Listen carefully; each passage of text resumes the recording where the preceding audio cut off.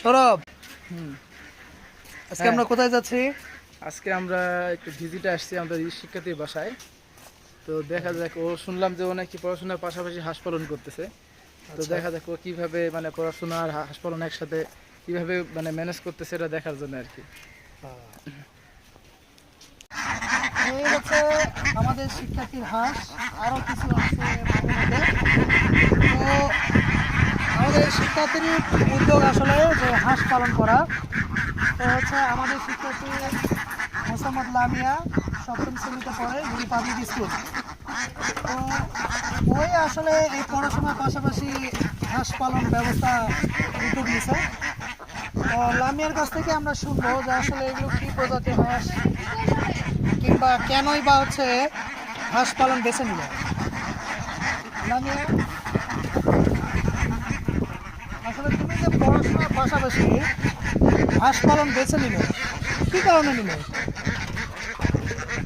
আমি ভাবতেছিলাম যে পড়াশোনার পাশাপাশি কিছু একটা করা যায়, তাই আমি হাঁসটা বেছে নিলাম। কারণ হাঁস পালা তত কঠিন না, কারণ বাড়ির পাশে পুকুর আছে, খোলা মাঠ আছে। আমি মনে করছি যে স্বাধীনভাবে ওরা বেড়ে উঠতে পারবে, কোনো সমস্যা হবে না, তাই আমি হাঁস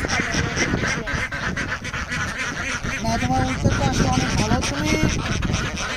তুমি প্রথমে পরীক্ষামূলকভাবে কয়টি হাঁস কিনছিলে? পাঁচটা।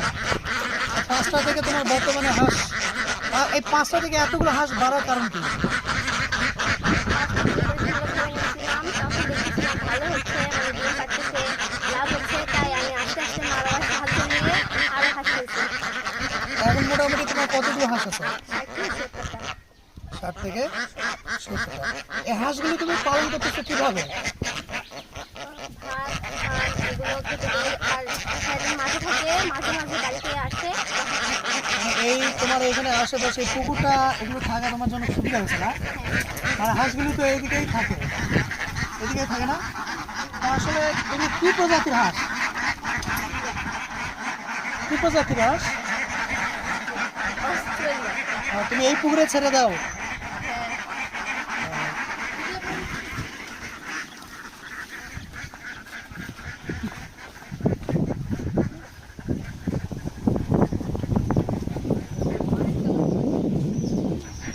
মানে এটাই কি হাঁসের আবাসস্থল? আর হাঁস, আরো কি হাঁস নিবা তুমি? ভবিষ্যতে হয়তো একটা খামার করতে পারি। খামার করবে? তোমার বাবা মা তোমাকে কেমন সাপোর্ট দিচ্ছে এই হাঁস পালনের জন্য? তারা আসলে কি বলতেছে তোমাকে? তারা অনেক সাপোর্ট করতেছে, যে কাজ যেটা করতেছে ভালো করতেছে। আর হাঁসগুলো তোমাকে কোনো সহযোগিতা কিরকম, মানে তোমার কি বিরক্ত প্রকাশ? না না, বিরক্ত হাঁসগুলো করে না। আমরা যতটুকু জানি যে হাঁস যেখানে সেখানে ময়লা করে ফেলে দেয়, এতে কি তুমি কি ফিল, অনুভূতি মনে হয় তোমার কাছে? না, বিরক্ত করে না। সারাদিন বাইরে থেকে, শুধু রাতের বেলা বাসায় যায়, সন্ধ্যাবেলা আবার সকালবেলা উঠে বাবা মায়ের পরিষ্কার ময়লা। এই পুকুরে হাঁস মোটামুটি খোলা জায়গাতে থাকতে বেশি পছন্দ করে না? হ্যাঁ। তো বাসাতে তুমি, আচ্ছা, বাসাতে তুমি হচ্ছে মানে কিভাবে হাঁসগুলোকে রাখতেছো? একটা ছোট ঘর আছে আলাদা, ওই ঘরে। আর এই পুকুরে, পুকুর তোমার কিভাবে সহযোগিতা করে? মাঠেতেও নামে, যখন মাঠে ধান গাড়া হয় তখন পুকুরে নামে দেয়। আর কি বলবো? তোমার এই হাঁস পালনের বিষয়টা তুমি একটু সবার উদ্দেশ্যে বলো দেখি, যে হাঁসগুলো আসলে তুমি পালন করে তোমার উদ্দেশ্য কি? আসলে তোমার কাছ থেকে মানুষ কি কি শিখবে, কি কি অনুপ্রাণিত হবে? আসলে মানুষ আমার থেকে শিখবে যে আমি পড়ালেখার পাশাপাশি হাঁস পালন করতেছি, পড়ালেখা করতেছি, তার সাথে ঠিকভাবে একটা কাজও করতেছি, সেটাতে আমার লাভ হচ্ছে। হাঁস বিক্রিও করা যাবে। আর হাঁসের তো আমার এখানে চলাফেরার অসুবিধা নেই, কারণ বাড়ির সাইডে মাঠ আছে, পুকুর আছে, কোনো সমস্যাই নাই। আর আমি স্কুলে থাকলেও আমার মা বাবা হেল্প করে হাঁস পালনে।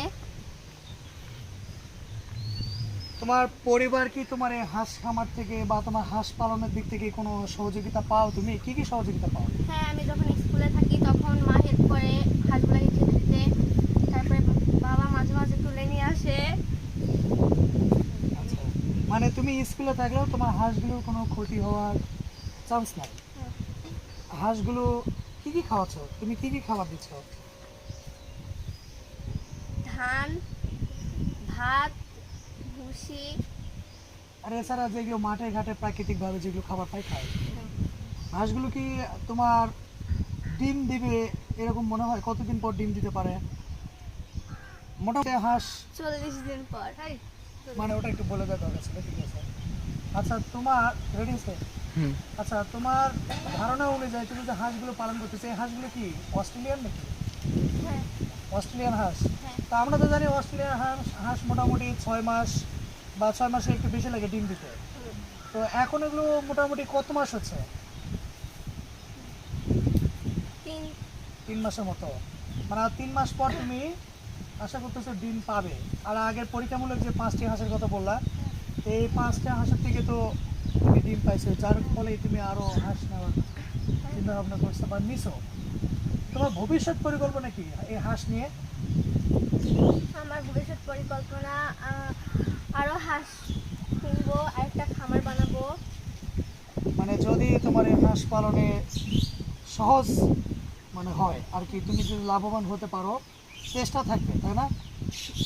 তো তোমার বন্ধু বান্ধব, তোমার তারপর সহপাঠীরা বা তোমার আশেপাশে যারা আছে ছোট বড়, তোমার এই ভিডিও দেখে তারা আসলে অনেকে অনুপ্রাণিত হবে যে পড়াশোনার পাশাপাশি চাইলে আসলে বয়সটা মেটার না, ছোট থেকেই চাইলে অনেক কিছু করা সম্ভব হয়। তুমি যেমন পড়াশোনার পাশাপাশি একটা ভালো উদ্যোগ বেছে নিয়েছ, এই হাঁস পালন করা।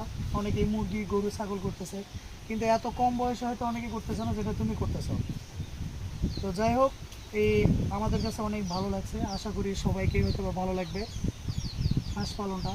তো তোমার এই হাঁস পালনটা অনেক দীর্ঘ হোক এবং তুমি সফলতা পাও, মানুষজন যেন তোমার কাছ থেকে অনুপ্রাণিত হয় এবং পড়াশোনাটা অনেক ভালোভাবে চালাবে, দুটোই একসাথে করবে এবং ভবিষ্যতে তুমি তোমার বাবা মার পাশে থাকবে। বাবা মার পাশে থাকবে তো? হ্যাঁ। আচ্ছা ঠিক আছে, ধন্যবাদ।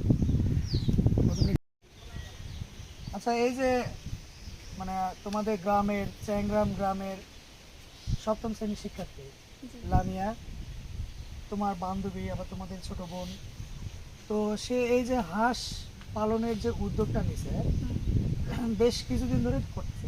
তো আমরা তো হঠাৎ জানতে পারার কারণে আমরা পরে এটা দেখার জন্য আসছি, ওকে দেখার জন্য এবং এটা সকলকে দেখার জন্য।